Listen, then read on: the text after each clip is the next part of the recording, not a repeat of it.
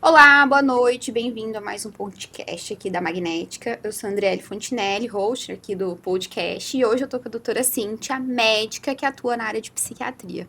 Bem-vinda, doutora. Obrigada. Boa noite para vocês que estão aí nos assistindo. Espero que tenhamos uma excelente conversa aqui e possamos levar muito conhecimento para quem está em casa. Eu adoro receber convidados que eu conheço um pouco mais da história, porque eu amo ouvir de novo. Assim, eu conheço um pouco da tua história já, a gente já compartilhou, mas é gostoso ouvir de novo. E sempre tem algo novo, né? O que a gente lembra e a gente sempre aprende com a história dos Uhum. outros, então é gostoso ouvir.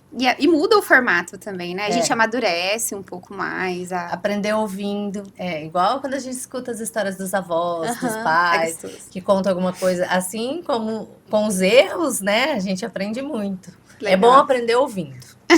Eu gosto. Por que psiquiatria? O que aconteceu assim? Olha, a princípio eu gostava muito de obstetrícia porque a minha bisavó era parteira.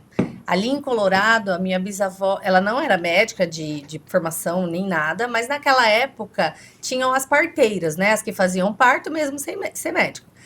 E as minhas tias contavam muitas histórias de gestantes que vinham dos sítios, porque também não tinham exames específicos. Vamos supor, uma ultrassom hoje que sabe mais ou menos a data que vai nascer, Legal. tem consegue ter essa estimativa, né? Na época não tinha. Então, minhas tias contam que as pessoas iam para casa dela e passava um mês, 2 meses, as gestantes.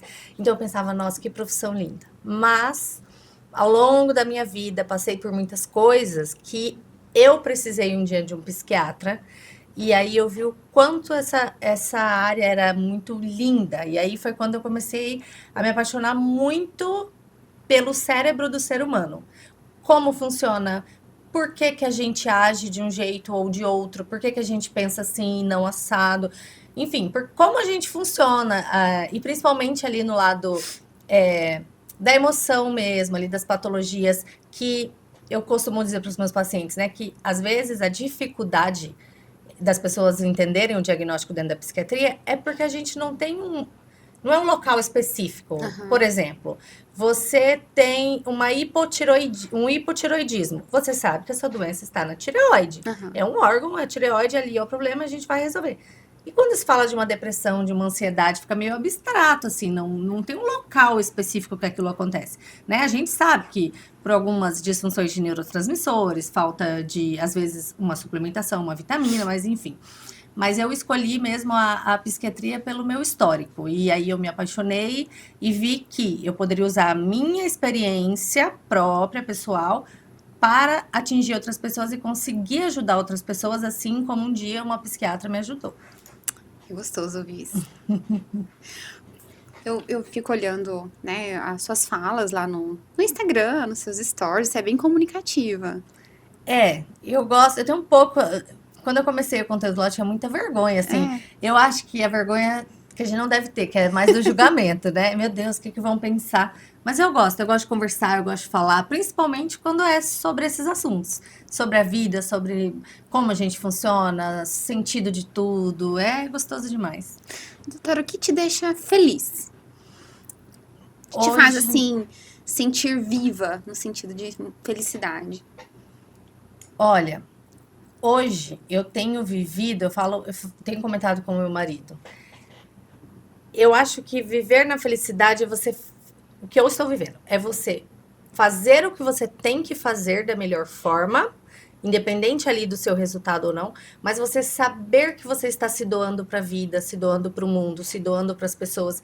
Eu acho que isso é a felicidade, porque é daqui para fora, não é de fora para dentro, porque essa forma de felicidade fora para dentro, se eu dissesse assim, a minha felicidade é viajar, eu gasto um dinheiro comigo e só viajo. Ok, tá tudo ok ser feliz em viajar. Mas é tão bom você poder ajudar o outro, você se sente útil, e eu acho que a felicidade, parte dela tá nisso, e pelo menos a minha eu vejo muito sentido quando a gente fala em ser feliz, que tem a ver com servir o próximo. Eu acho que servir o próximo é o ápice da felicidade quando a gente faz de bom grado, de bom coração. Mas, claro, tem o meu marido, tem a minha família, então toda estar em casa com meu marido muito feliz para mim poder chegar do plantão e ter ele em casa, poder estar final de semana com meus avós, com a minha mãe, com meu irmão, meus primos. Então, tem várias coisas que somam na felicidade. Mas eu acho que, como você disse, uma coisa seria poder servir da melhor maneira, porque assim eu me sinto útil e assim eu sou feliz. Você falou sobre felicidade e eu fico pensando assim, uma visão um pouco, talvez pela minha experiência de vida e tal, mas no sentido de momentos felizes. Você ouve muito, porque assim, eu acho que eu acho difícil uma pessoa conseguir ser feliz o tempo todo. Você ouve muitas essas histórias em consultório? Doutora, como é que eu posso ser feliz? Como é que eu posso construir um momento? Como é que eu posso construir algo de quem eu sou? Ou me identificar nisso? E até me conhecer no sentido de, eu gosto desses momentos porque me deixam felizes. O primeiro passo é você se conhecer. Porque se você não se conhece, não conhece quem você é, o que você gosta, quais são os seus limites, é muito difícil você conseguir encontrar a felicidade, entre aspas. Entende que a felicidade não é algo que a gente vai lá, encontrei, é minha para sempre. Não.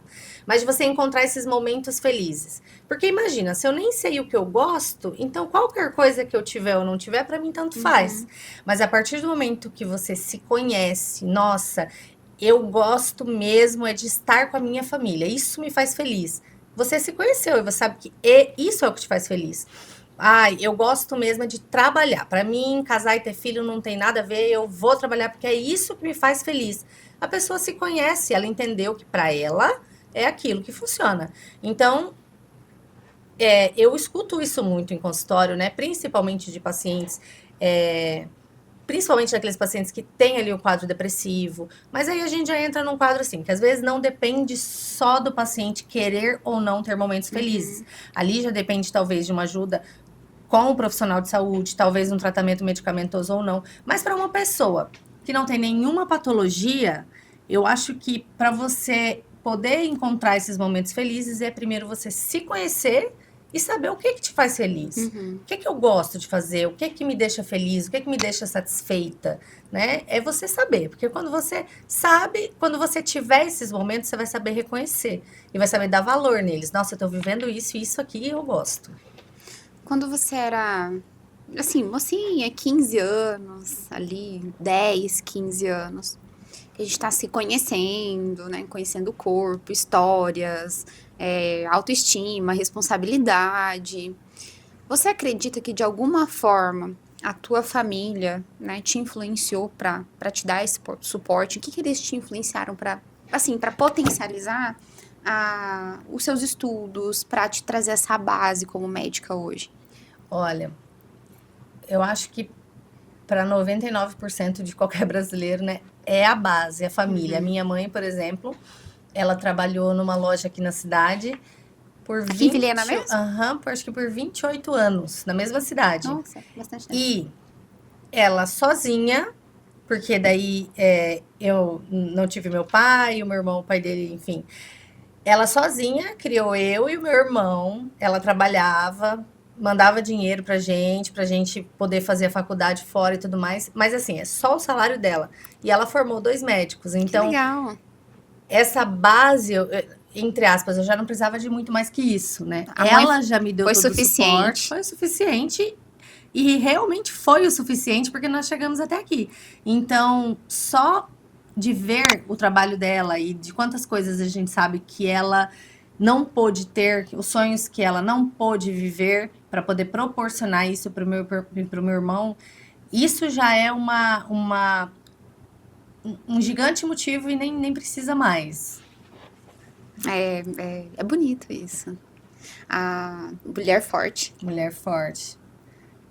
Minha mãe, ela é uma guerreira. Que legal. Vocês eram daqui? Você é de Colorado, doutora? Não. Atualmente eu moro em Colorado porque eu casei e meu marido mora lá. Aí ele me arrastou pra lá. Mas eu nasci aqui em Vilhena, sou de Vilhena, minha família fica entre Cerejeiras, Colorado e Vilhena, cada canto tem um pouquinho. Mas eu cresci entre Vilhena e Cerejeiras. Meus avós moram lá, então as férias eram só no sítio, no rio, pé de manga. Oh, delícia. Delícia. Minha mãe brigava comigo porque ela falava, você vai pra lá, não vai no rio. Eu chegava lá, a primeira coisa que eu queria era ir no Rio. Ó, delícia. Teve infância, gostoso. Foi muito bom.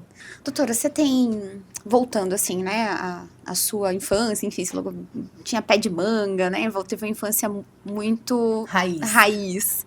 Você tem medo de algo? Tem algo que te gera assim, eu tenho medo de tal coisa? Medo?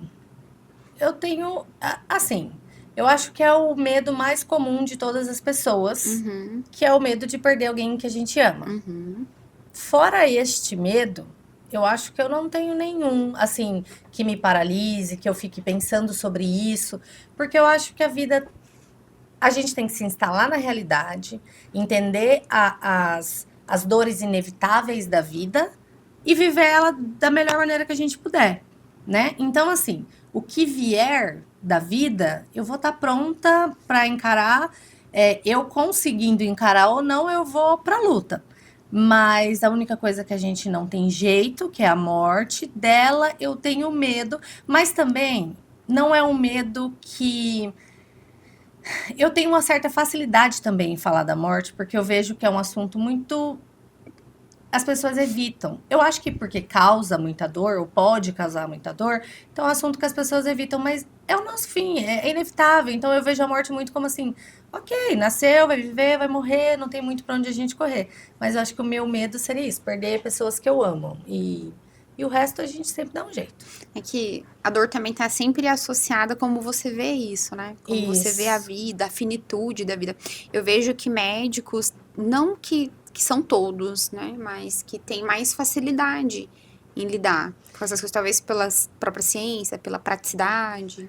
E talvez também por a gente lidar com a morte todos os dias, né? Sempre, né? Tem um óbito, você tem que... Desde a formação. Desde a formação. Inclusive, eu lembro que no meu primeiro ano de faculdade, a minha primeira aula foi de anatomia e era um cadáver. E eu tinha medo de ir em velório, eu não ia, eu tinha medo de morto, assim, eu não ia. Minha mãe sempre soube, nunca me chamava pra ir em velório, eu nunca fui. Quer dizer, já fui em alguns, mas depois de adulta já. Mas aí a minha primeira aula foi no anfiteatro e eu nunca tinha estado perto de um morto. Eu ficava, meu Deus, eu demorei uns 3 meses pra encostar no cadáver. E depois disso, que eu perdi o medo, e a gente vê aquilo tanto como um objeto de estudo, que por algum motivo, assim, a gente, claro, com todo o respeito àquele ser humano, né, que viveu e que está ali para servir pra gente, para estudar, mas aquilo serve como um objeto de estudo. Então, ali na medicina, não é que a gente é frio, mas a gente entende que a morte é a morte. Faz parte da vida. Faz parte, porque é a única certeza que a gente tem desde que nasce. É a única coisa que a gente sabe. Se a única coisa que, assim, ó, se perguntar, Andriele, a única coisa que você sabe da sua vida é o quê? É que um dia você vai morrer. Ponto final, você não sabe mais nada. Então, e por que a gente tem tanto medo, às vezes, né, de falar sobre isso e entender mesmo? Claro que vai trazer dor. Você entendendo que a morte vai chegar, não entendendo, é uma dor, é luto e não tem o que a gente faça para não passar por isso. Mas, é isso, eu não lembro nem por que você perguntou nisso. É isso mesmo, eu acho que deu certo, respondeu sim. Você tava falando sobre as suas viagens, né? Vou pra Colorado, aí vou pra Cerejeiras, venho pra Vilhena. Onde você atende, doutora? Quais são os locais que você atende? Olha, deixa pro pessoal poder encontrar você. Eu atendo, faço plantões pelo SUS e atendo no particular da psiquiatria. Então, pelo SUS eu atendo aqui em Vilhena, atendo no hospital lá em Cerejeiras. E no particular eu atendo Vilhena, Colorado, Cerejeiras, presencial, online também para quem precisa. E online é bom que a gente pode atingir outras cidades, as cidades ao redor, as cidades mais longes. Mas presencial são nessas 3 cidades. Vilhena, Colorado e Cerejeiras. Qual que é o arroba do seu Instagram? Com certeza tem lá toda a parte de telefone, para te encontrar. Doutora Cíntia Cintia Ohana, Ohana. Ali, pode ir lá no perfil que tem todas as informações que você precisar para entrar em contato, para agendar uma consulta, para saber um pouquinho do meu trabalho, tem ali. Doutora, lá no início do podcast, você tinha falado sobre as dores que ninguém vê, que a psiquiatria, ela trata essas dores que ninguém vê, assim, a olho, né? Que seria a tão conhecida dor da alma. O que você vê em relação no seu consultório, no seu dia a dia? É possível melhorar dessa dor na alma? Tem tratamento? 100% possível, tem tratamento, desde que a pessoa entenda que tem que fazer o tratamento corretamente. Porque uma das maiores dificuldades que a gente encontra na psiquiatria, na verdade, eu acho que é em todas as áreas da medicina, porque é aderir o tratamento. Então, principalmente ali dentro da psiquiatria, eu escuto muito assim: ah, eu tinha depressão e tomava remédio, mas parei. Mas por que você parou? Ah, eu melhorei. Mas você melhorou, mas você tá ruim de novo. É, mas eu tinha melhorado. Tem essa dificuldade de entender que é uma doença e deve ser tratado com tal seriedade. É a mesma coisa que você tivesse uma pressão alta, um diabetes, você vai ter que tomar um remédio. É a mesma coisa ali da depressão. Então, a gente, a pergunta era as dores da alma. Uhum. Repete. Se as dores da alma tem solução. Solução, tá. Então, tem solução, porque essas dores da alma, geralmente elas vêm acompanhadas de uma patologia, a gente vai tratar essa patologia e isso vai melhorar. Claro que às vezes não é só a medicação e na maioria das vezes não é só a medicação, como algumas pessoas devem pensar, vou lá no psiquiatra, vou tomar um remédio e pronto, amanhã eu já tô ótimo. Não é assim.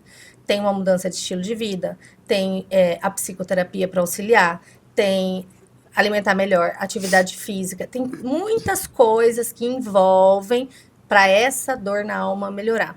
Mas por experiência própria, eu digo que tem sim e tem muito, porque eu passei por isso e hoje eu vejo meu marido fala, quando eu conheci ele, eu já fazia tratamento, então tava tudo bem. E ele fala para mim, ele fala: "Se você não me dissesse que você trata a depressão, eu não saberia que você tem depressão." Porque não tem sintomas. Vive bem, vive uma vida funcional como de qualquer outro. Que entra em outro fator, que eu acho que encaixa muito com a tua fala. Depressão tem cura? A depressão, ela não tem cura, mas ela tem tratamento. E Que a gente fala assim, né, de dor da alma, mas existem várias.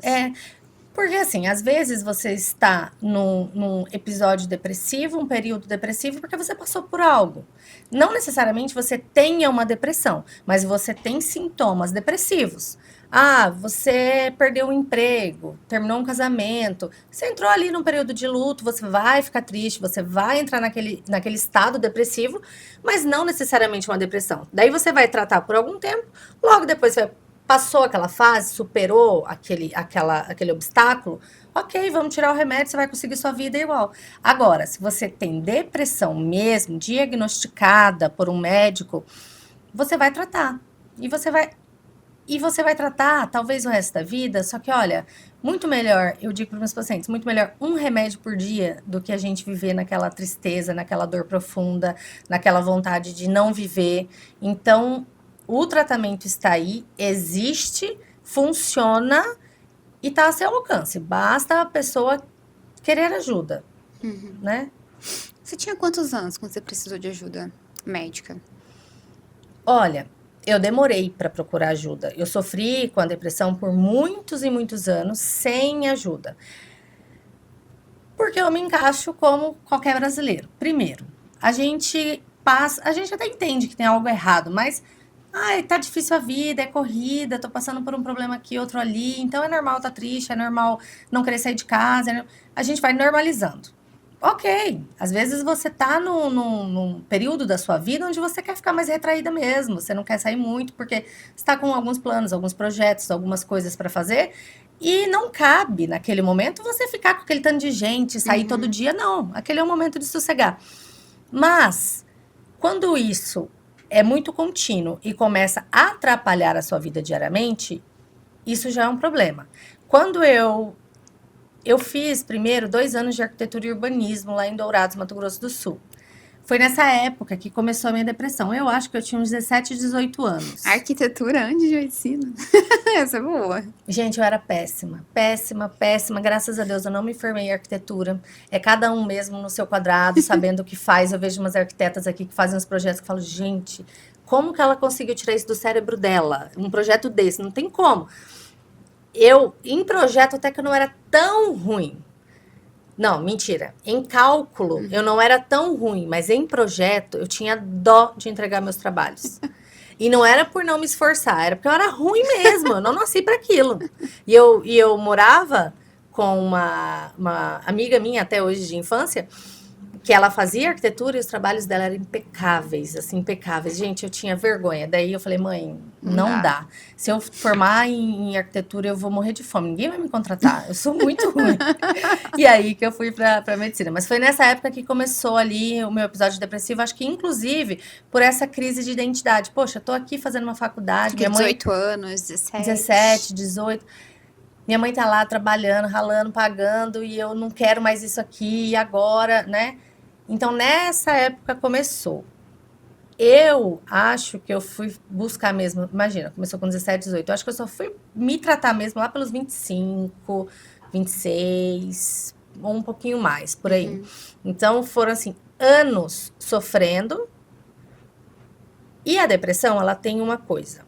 Tem tipos, né? A depressão, ela tem alguns tipos. Tem pessoas que são aqueles depressivos de livro, que a pessoa se tranca, ela não sai de casa, ela não quer falar com ninguém, ela não come, ela não escova o dente, ela não lava o cabelo, ela não faz nada, ela não quer fazer nada. E tirando o julgamento, não é porque a pessoa não quer fazer, é porque ela não consegue. Ela até quer, ela gostaria de sair, ela gostaria de tomar um café, mas ela não consegue, é mais forte que ela, é uma doença. E tem também um dos outros tipos, onde eu me encaixava, que era, quando eu chegava da faculdade na sexta tarde, eu ficava em casa, me trancava, eu só ia ver a cor do sol na segunda-feira de manhã, eu nem levantava da cama. Eu me afundava ali na depressão. Mas, a partir do momento que eu saía da minha porta, ninguém sabia que eu tinha depressão. Eu conversava normal e tudo normal. Mas eu não é nem disfarçar bem. Parece que o nosso organismo aprende que é assim mesmo. Aqui eu tenho depressão, mas eu vou guardar só aqui para quando eu estiver sozinha. A hora que eu estiver com as pessoas, eu sou normal, né? E é um pouco mais difícil até das pessoas conseguirem te ajudar, porque é mais difícil delas identificarem. Mas eu passei por todo esse tempo sem tratamento até começar a fazer. Demorou bastante. É muito difícil. E hoje, estando bem, há muitos anos, estando bem, sem sintomas, eu falo isso muito para os meus pacientes. Falo, gente, tem como. E às vezes eu olho para um paciente que está assim, tão mal, e eu me vejo ali, eu falo, eu já estive aí. E olha como eu tô hoje. E tem como você chegar onde eu tô, mas vamos tratar, vamos seguir firme, porque vai dar certo. E dá certo, mas tem que ter o comprometimento do paciente. Você acredita que o seu olhar, porque você já passou por isso, é diferente de alguma forma ali com o paciente? Andrele, sinceramente, às vezes as pessoas podem até pensar, que soberba, só porque passou por isso é melhor que os outros. Não é isso. Mas eu sinto que tem algumas coisas que eu passei, por exemplo, tentativas de suicídio. Eu já tive algumas. E eu lembro que na época, em uma específica, só uma, graças a Deus, nunca mais passei por aquilo e não desejo nem pra mim nem pra ninguém. Foi assim, eu tinha saído da faculdade e jantei com 2 colegas. A gente comeu um espetinho, tava tudo ok. Eu cheguei em casa, eu sentia assim, era como se o meu cérebro tivesse apagado todas as minhas memórias, todas boas. O que eu sentia era uma dor na alma, na vida, assim, profundamente. E a sensação que eu tinha era de que eu toda a vida iria sentir isso. Então, naquele momento em específico, a única coisa que eu sentia era, meu Deus, é muito sofrimento e eu sofri a vida inteira e eu vou ter que sofrer a vida inteira. Não é isso que eu quero. E eu sei que este lugar não é qualquer um que vai entender. Não estou dizendo que um psiquiatra que nunca passou por isso não vai entender um paciente que é depressivo ou que tenta se suicidar. Mas eu literalmente sei o que a pessoa está sentindo, sabe? É uma dor que eu compartilho e que dói em mim também, porque eu já estive ali. É como se você resgatasse uma dor sua naquele momento e lembrasse. E aí onde eu lembro do tratamento, que eu falo, é melhor um remédio por dia do que ficar naquele jeito. Porque eu sei para onde eu não quero voltar. Nunca mais eu quero voltar para aquele lugar. Então, Eu sinto que sim, assim, pessoalmente falando, não tem, né, nada que comprove isso, mas pessoalmente falando, eu sinto que eu consigo ter uma certa conexão a mais ou entender de uma forma diferente por ter passado por isso. Porque tem algumas experiências que você vive e que por isso que compartilhar dores, né? A gente vê às vezes na internet ali mães, não sei, mães de autistas, né? E aí elas vão lá e aí uma conta um relato que passou por isso com o filho, a outra passou aquilo, aí a outra fala: "Nossa, você também passou isso, eu tô passando, me ajuda". Então é mais fácil quando a pessoa passou pelo mesmo caminho que você, né? Ela conhece. Ela conhece o caminho, então, entre aspas, é como se fosse uma segurança a mais de ver que pega na minha mão que eu vim exatamente aqui, mas vamos por aqui que vai dar certo, né? Claro que não tirando o mérito de nenhum profissional, deixando isso muito claro, mas eu não sei, assim, eu acho que tem essa conexão a mais, eu não, né? Sobre a medicação que você estava falando, melhor tomar um remédio por dia, mas tomar. Então, o remédio ele pode ser permanente.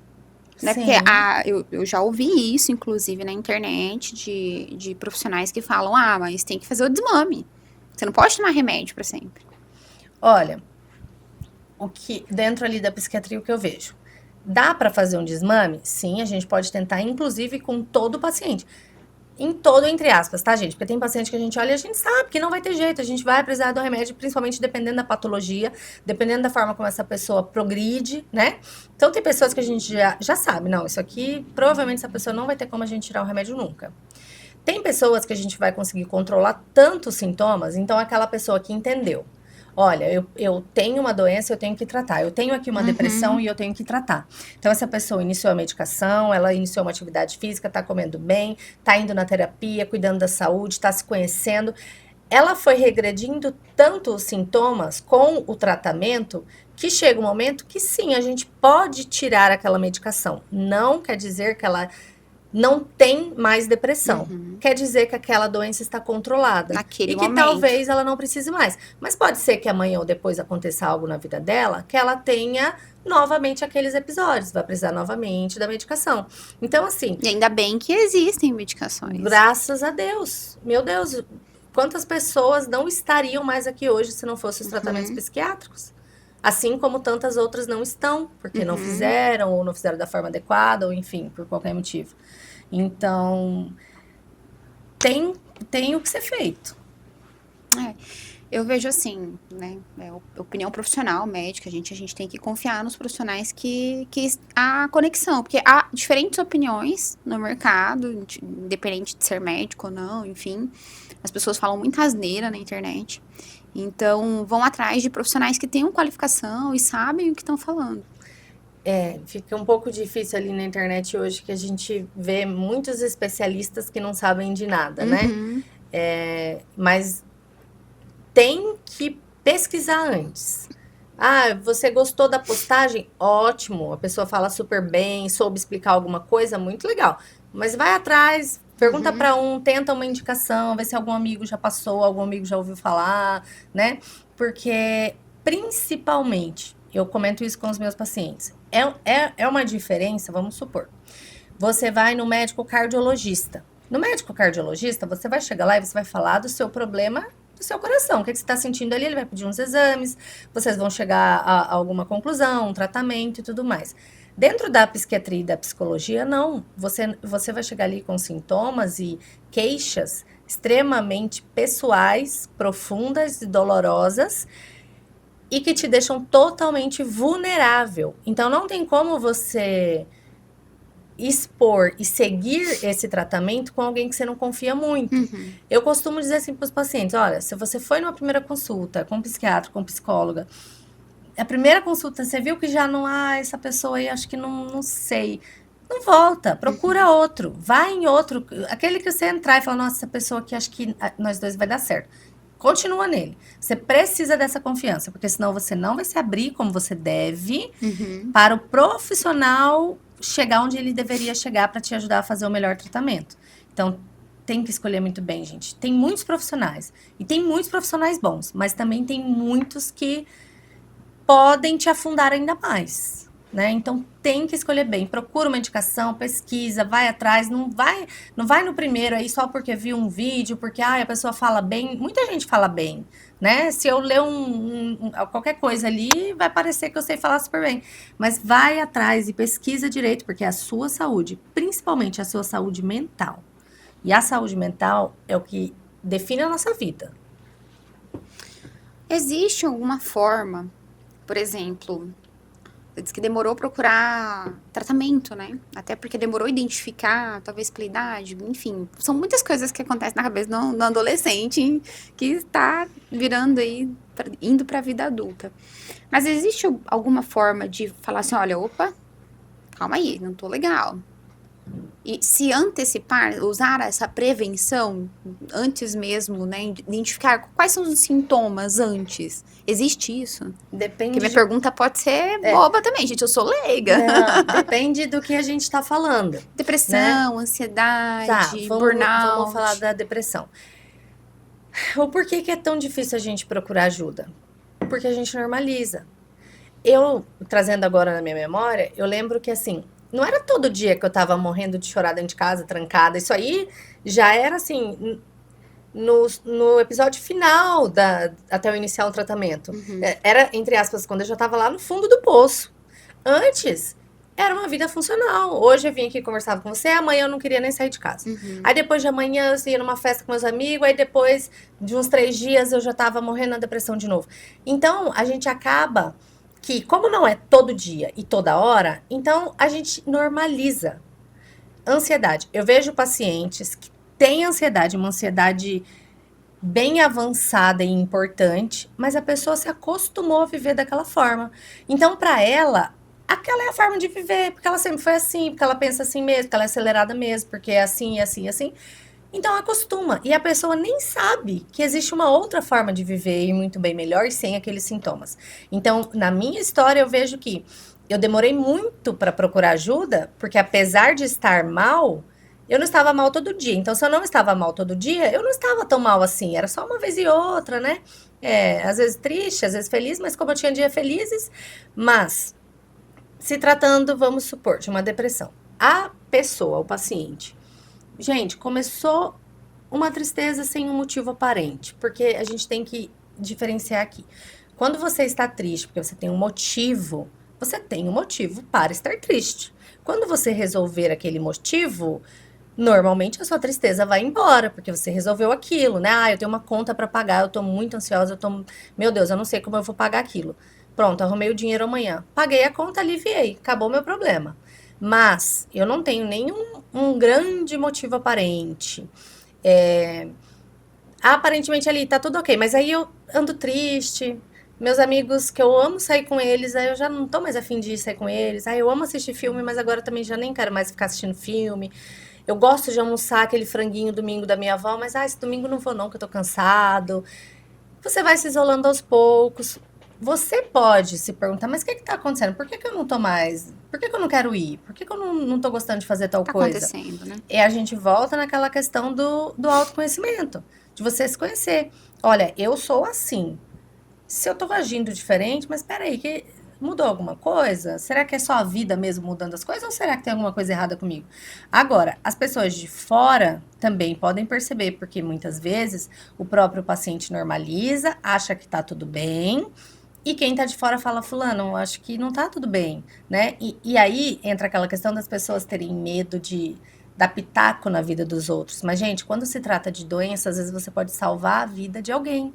Só falando assim, filho, eu acho que você tá muito trancado dentro do quarto, só fica nesse computador, vamos numa médica conversar, né? Ou um tio, ou um parente, qualquer um que seja. Se você identificou, olha, eu acho que essa pessoa não tá legal, conversa com ela, deixa ela se abrir com você. Às vezes ela só tá precisando ali de uma conversa e às vezes ela realmente não entendeu que ela tá mal. Ela não entendeu que ela precisa de ajuda. Então, a maior dificuldade é a de entender que tem aquilo que precisa daquilo. Mas, se mudar o padrão do seu modo de vida, das coisas que você gosta de fazer, não faz mais, e nada mais tá te dando tanto prazer assim, tá ficando tudo meio tanto faz, é um sinalzinho de alerta. Tem que ficar em alerta. Tem que Então, procurar primeira ajuda. coisa, se conhecer. Se conheça, porque qualquer coisa que sair do padrão, você vai saber reconhecer. Você vai falar, isso aqui não tá muito legal. Isso vai prestar atenção. E como é que faz pra se conhecer? Essa pergunta é difícil. Essa é de $1 milhão. Aí vamos ter que chamar a Tiele aqui. Mas é a terapia. Não, assim, às vezes eu passo lá com a Tiele, às vezes eu vou lá e, gente, a conversa, a gente sabe, só da gente falar, parece que já cura. Uhum. E eu falo que muitas vezes, só de você falar com a própria voz e ouvir, você já acha a solução para muita coisa. Eu, às vezes, conversando com ela, e eu falo, Tiele, eu não acredito Que eu falei que eu isso. venho aqui para ficar ouvindo umas coisas óbvias de mim mesma que eu já sabia, mas a gente não enxerga. Então, a gente muitas vezes precisa de um profissional ali para instruir a gente, porque realmente a gente muitas vezes não sabe o que a gente gosta, a gente não sabe os nossos limites, a gente não sabe até onde a gente pode ir com a gente mesmo, ou os outros podem ir com a gente mesmo, a gente não sabe muita coisa sobre a gente, apesar da gente saber que sabe. Mas quando você entra na terapia, aí que você enxerga, fala, nossa, eu não me conhecia muito bem, tão bem quanto eu pensava. Até porque nós temos costume de fazer duas coisas. Ou trazer a gente muito pro lado ruim, só ver defeito na gente mesmo, que eu sou ruim, que eu sou péssima aluna, eu sou, enfim, 1000 defeitos. Ou achar que a gente é muito melhor do que a gente é. E de qualquer uma das formas, é difícil na terapia. Até mesmo você reconhecer que você é bom, é difícil. Porque reconhecer que é ruim, às vezes, é um pouco mais fácil. Mas, às vezes, identificar algumas coisas boas é difícil também. Mas é se conhecer. Não tem, assim, outro caminho. Você acredita que a terapia, a psicoterapia, junto com os tratamentos, de que forma que eles se complementam junto com os tratamentos médicos, psiquiátricos? Eu digo que esse complemento é o padrão ouro do tratamento. A medicação, ela vai te ajudar a regular todos aqueles sintomas. A psicoterapia vai entrar para você entender o porquê você chegou naqueles sintomas. E quando a gente consegue entender a raiz do problema, a gente consegue resolver o problema. Porque se você não sabe a raiz do problema, você vai resolver que problema? Você sabe mais ou menos o problema, você não sabe nem de onde veio, para onde vai. Não, a gente tem que saber de onde veio. E essa combinação, eu acho que ela deveria ser obrigatória, sinceramente. Claro, a gente sabe que não é, muita gente gosta, ou vai no psiquiatra e não gosta do psicólogo, ou gosta de ir no psicólogo, mas não vai no psiquiatra de jeito nenhum. Mas eu acho que se eu pudesse dizer assim, qual o padrão ouro para os tratamentos na psiquiatria, a psiquiatria e a psicoterapia. É esse casamento. É isso que precisa para ser 100%. Tem um tempo? Cada pessoa é individual? Não, aí é cada um no seu tempo, porque muitas vezes, vamos supor, um paciente que esteja... Sei, gente, que parece um pouco óbvia essa pergunta, né? A gente sabe que cada pessoa é individual e tal. Mas é uma pergunta que eu ouço, assim, das pessoas, de familiares. Ah, isso é rápido. Ah, mas vou só uma vez no psiquiatra e resolver o meu problema. É a mentalidade da maioria. Porque a maioria chega assim, vou iniciar a medicação, daqui 3 dias eu tô ótima. Não, gente. A medicação primeiro, para começar a fazer efeito, são 4 a 6 semanas. Depois a gente vê se precisa de algum ajuste, porque dentro ali da psiquiatria, a gente sabe que tem as medicações que a gente sabe que é muito boa, mas eu vou te passar um X medicamento, mas eu não tenho certeza absoluta de que aquilo realmente vai funcionar para você. Eu preciso ver como o seu corpo vai interagir com aquela medicação para eu saber se vai dar certo, se aquela dose tá boa, se eu tenho que aumentar a dose, se eu tenho que acrescentar outro remédio, ou se eu tenho que tirar esse remédio porque para você não tá dando certo. Então a gente precisa disso e a maioria das pessoas inicia o tratamento e acha que vai melhorar super rápido. Então, assim, vai depender, além dos sintomas e da gravidade de cada doença, porque imagina, quanto mais grave, vai ser mais difícil, os passinhos são mais devagar, é um pouquinho mais lento, alguns são bem mais rápidos, mas o que não pode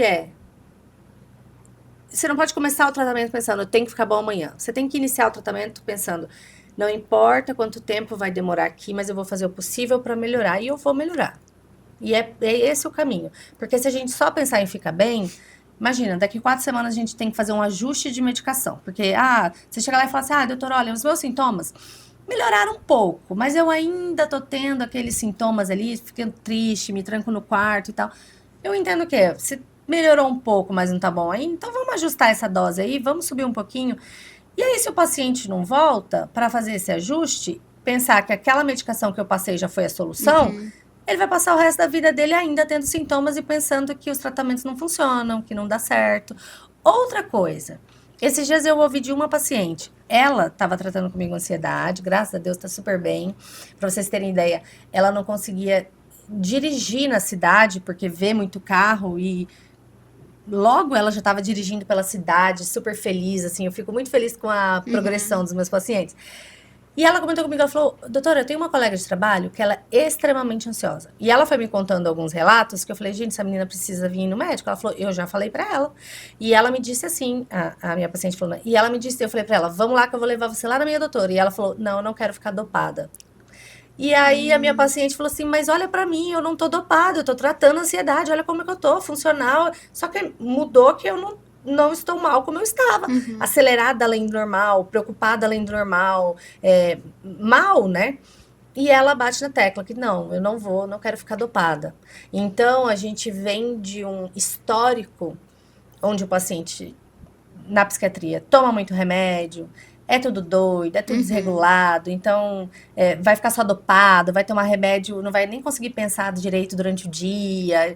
Não é assim, gente. O tratamento não é para te trazer um outro problema. Se você veio tratar a sua ansiedade, eu não estou aqui para te deixar sonolenta durante o dia. Estou aqui para tratar a sua ansiedade. A medicação tem que resolver o problema para o qual ela foi feita. Se é para resolver a ansiedade, para resolver a ansiedade. Você não pode voltar na outra consulta me falando, olha, medicação agora dói meu estômago, até não querer mais. Mas eu tratei a ansiedade. Não, peraí, também tá errado. Vamos resolver as coisas. Ajustar. Então, gente, a medicação na psiquiatria, não tenha medo. Não é para você ficar dopado. É para você não sentir mais esses sintomas que você está sentindo.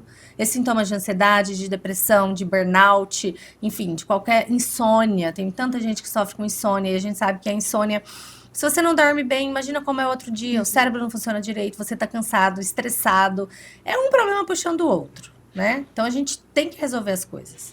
Até eu e a doutora Cintia, a gente participou do Destrave, da Tchelle, que é um programa de desenvolvimento mental e, enfim, fala muito sobre autoestima, autoconfiança, autoconhecimento no geral.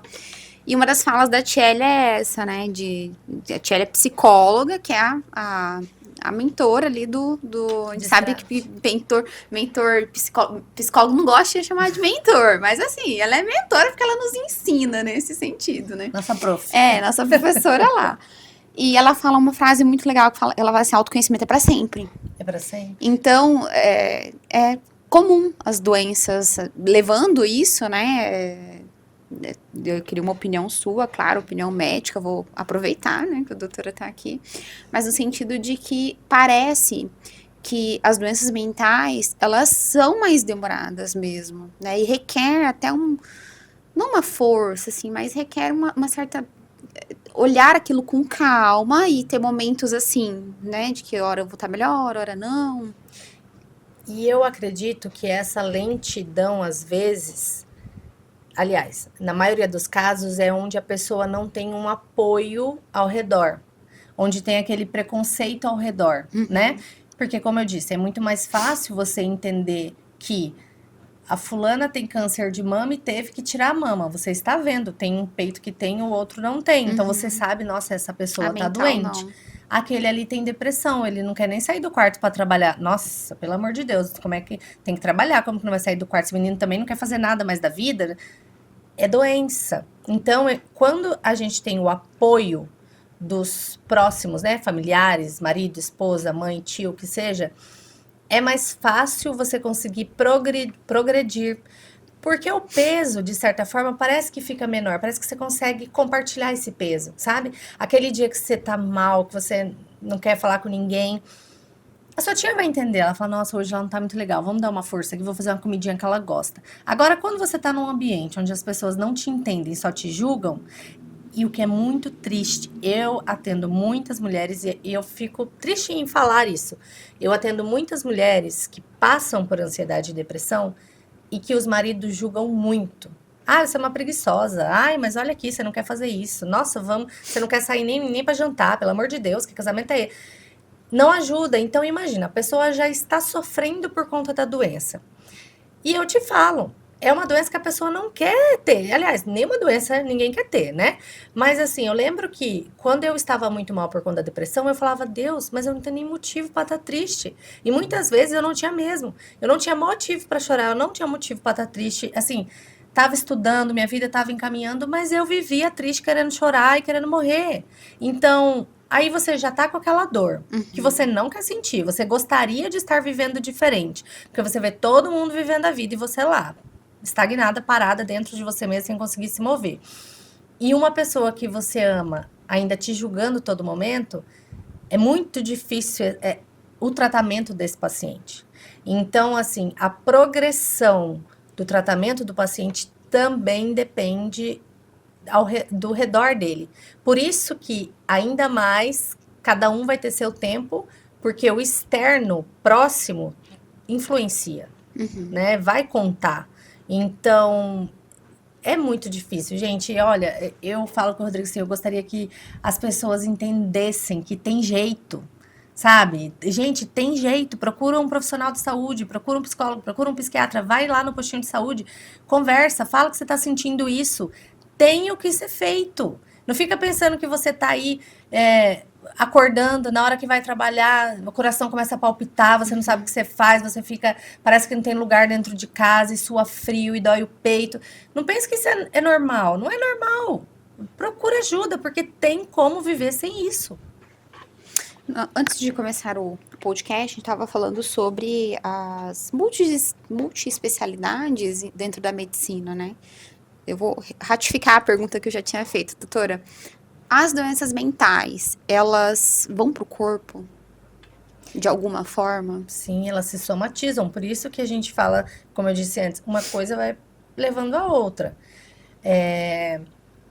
Tem, por exemplo, ali, doenças endócrinas que são causadas, potencializadas ou causadas por conta de uma ansiedade. Hoje eu descobri, fui no oftalmo, eu não sabia desse dado. O doutor comentou também que tem alguns graus de miopia, quer dizer, tem um tipo lá, eu não vou lembrar o nome exatamente, mas tem um certo tipo ali de miopia que é causada pela ansiedade. E o paciente tratando a ansiedade, ele vai tratar aquele grau ocular, ele não vai precisar nem usar óculos. E aí ele até comentou, ele falou assim, às vezes eu comento isso com o paciente, fala assim, trata a sua ansiedade que você não vai precisar voltar aqui no oftalmo. Não acredita, e é verdade. Dentro da dermatologia tem algum certo alergias de pele, alguns tipos de psoríase, que a pessoa vai no dermatologista, faz exames, faz tratamentos, inúmeros tratamentos, com inúmeras medicações, pomadas, não resolve. E aí trata uma ansiedade, geralmente a ansiedade resolve aquele problema. Então ela vai se somatizando, porque é como se o corpo, ele tá pedindo socorro, né? Ele por dentro ali, ele tá falando, menina, eu não sei mais o que eu faço aqui para você me ouvir que eu preciso de ajuda. Então vou começar a atacar outras áreas. É como se fosse isso, né? Porque o nosso corpo tem limite. Toda máquina tem um limite. Você não tem que trocar o óleo do seu carro a cada tantos meses, porque senão, se você não troca, depois vai entupir não sei o que do motor, vai dar problema no motor e o problema é mais caro. É como se fosse isso. Se você vai negligenciando as pequenas coisas, uma hora o seu corpo vai falar, olha, aquela frase famosa, se você não parar, eu paro, porque eu não aguento mais. Você não trocou o óleo, vou pifar. Vou pifar. O corpo, o cérebro é extremamente interessante como funciona a nossa cabeça. É demais, gente, é demais. O comportamento humano. Nossa, é demais. Doutora, como é que funciona a sua consulta? Minha consulta. Olha, muito acolhimento, tá? 100%, porque a gente não tá ali pra julgar ninguém. Muito pelo contrário, a gente tá ali pra acolher, pra entender, pra dar colo se precisa, para conversar, para ouvir. Tem gente que chega às vezes e vai chorar, ai doutora, desculpa, eu tô chorando. Fala, não, aqui é lugar de chorar mesmo, aqui é lugar de pôr para fora o que sente. Então, a consulta dura em torno de 1 hora, a gente conversa sobre tudo que precisa conversar, mas o grande ponto é entender a sua queixa profundamente, porque não adianta eu entender, eu tenho ansiedade. Ah, tá bom, toma esse remédio aqui e pode ir para sua casa. Não, mas espera aí, por que esse paciente está com ansiedade? Por que esse paciente está sentindo isso? Por que esse paciente chegou até aqui? Quando começou esses sintomas que trouxe o paciente até o dia de hoje, que fez ele procurar ajuda? Então, a gente precisa dessa consulta mesmo, assim, dessa conversa, desse entendimento, para a gente poder junto chegar num tratamento adequado. E lembrando que não pode ficar tomando o remédio da vizinha, porque às vezes o remédio da vizinha não serve para você. Se a vizinha foi no médico porque precisou de um psiquiatra e você acha que precisa, vá no médico. Porque o que eu escuto muito é isso. Você toma algum remédio? Não, mas a minha mãe toma tal lá e eu tô tomando. Não, minha tia toma tal. Não, gente. A garrafada. A gente tem a consulta para isso, para a gente ajustar tudo. E é isso. Esqueci o que eu ia falar. Sobre burnout, falando um pouquinho, a gente falou bastante sobre depressão, ansiedade. Como diferenciar? Burnout? O burnout, ele é uma doença, né? Ele é uma síndrome caracterizada aí por vários sintomas. Então, ele tem sintomas de ansiedade, sintomas de depressão, pode ter sintomas de insônia, síndrome do pânico, então, várias coisas. Mas ele é causado pela ocupação da pessoa, pelo trabalho dela, né?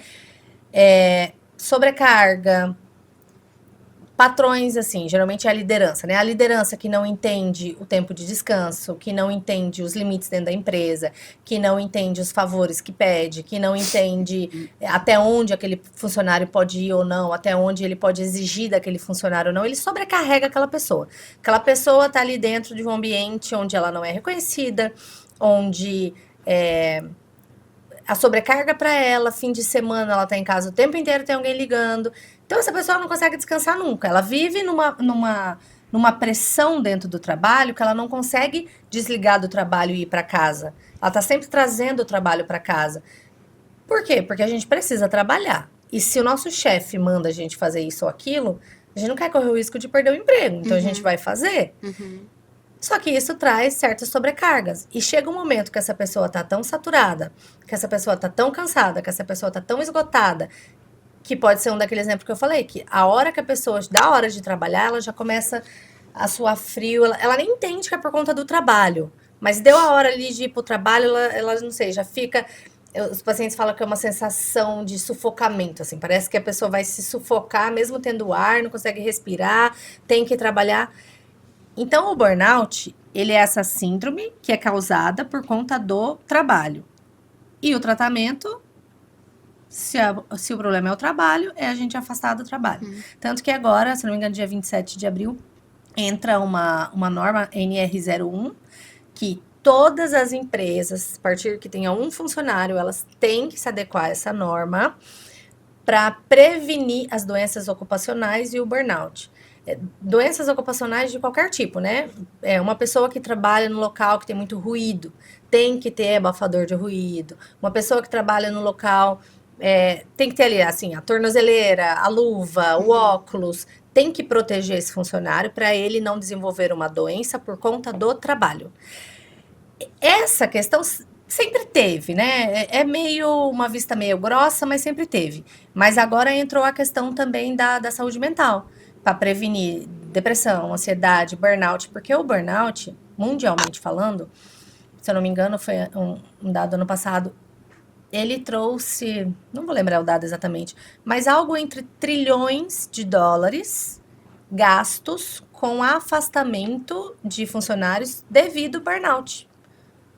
Então, as empresas entenderam que é muito mais barato cuidar da saúde mental desse funcionário e proporcionar para ele um ambiente mais saudável de trabalho do que afastar todo mundo. E eu atendo muitos casos, assim, e são casos muitas vezes tristes porque a pessoa precisa daquele trabalho. Só que ela se submete a muita coisa porque é o trabalho, ela não pode perder aquilo. E muitas vezes o chefe ali acaba se aproveitando um pouco disso, ou também esse chefe foi instruído a fazer isso, enfim, é difícil trazer aqui. Mas o burnout é esse cansaço extremo, fadigado, que te traz doenças, como ansiedade, depressão, por conta do trabalho. Legal. Gostaram, gente, do nosso podcast hoje? Deixem os comentários aqui relacionados ao podcast. Marquem o arroba da doutora Cíntia. Doutora, para finalizar esse podcast, eu queria te fazer uma pergunta e pode ficar à vontade em relação ao tempo de resposta, né? Se alguém que está aqui assistindo hoje o podcast, seja pelo YouTube ou pelo Spotify, que está aqui te ouvindo e se sente sem esperança, perdeu a cor da vida, o que você diria de esperança ou uma mensagem sua para essa pessoa? Olha, eu diria que isso é a doença que está falando por você. Não é exatamente o que você pensa, o que você sente, o que você vive, mas é uma doença que está tomando conta da sua vida, dos seus pensamentos, do seu dia a dia, das suas atitudes, dos seus gostos. Então, se você está passando por isso, se você está sentindo isso neste momento, saiba que este não é o fim. E não é mesmo. Se você procurar ajuda, conversa. Tem alguém na sua casa, sua mãe, sua tia, liga para um amigo, fala: olha, eu não tô bem, eu preciso de ajuda. E procure ajuda, não tem outra forma, não tem como eu te dizer assim, olha, se a sua vida tá sem cor, vai lá fora e olha a lua. Não, isso não vai resolver a sua vida. Ai, compra uma pizza, isso não vai resolver a sua vida. Não tem outra forma para uma pessoa que está neste lugar de vida sem cor, a não ser entender que essa não é você, esse não é você, isso é uma doença falando por você. E essa doença tem tratamento. Essa doença tem como você viver estável. Então não deixe de procurar ajuda. Procura ajuda, cuida de você, salve a sua vida, porque eu tenho certeza que se você fizer isso por você daqui a pouco, as coisas vão mudar e você vai se lembrar dos dias em que você estava mal e não vai querer voltar para aquele lugar, porque você vai estar muito bem. Então, só lembrei de uma coisa aqui, posso só comentar? Claro. Eu lembro que quando eu tinha depressão, mas eu trato, mas quando eu tinha muitos sintomas, eu lembro que eu sempre falava, Deus, acho que vou morrer muito cedo, assim, eu imaginava, sei lá, hoje eu tenho 34, mas eu pensava 36 anos, 35 anos, eu vou morrer muito cedo, porque eu não quero viver muito, eu me peguei semana passada pedindo para Deus para viver mais, que eu falei assim, Deus, eu sei que eu sempre falei que ia morrer cedo, mas eu não quero morrer cedo mais. Eu tenho muita coisa para viver, eu tenho muita coisa para fazer. E para você que está nesse lugar, saiba que tem como você um dia pedir para Deus para viver mais um dia. Porque você vai ter satisfação na sua vida, você vai ter felicidade nos seus dias. Mas para isso precisa buscar ajuda, procure ajuda. Doutora, muito obrigada pela sua participação. É sempre ótimo te ouvir, assim, nossa, é muito bom te ouvir falar. Dá pra ver o olho brilhando, é muito gostoso. Muito obrigada mesmo. Obrigado. Eu agradeço vocês que assistiram a gente. Me segue lá no Instagram, doutora Cíntia Ohana, tem o meu contato lá, se você precisar de ajuda, precisar conversar, pode mandar uma mensagem, a gente se vê por lá. Tchau, tchau, gente, até mais.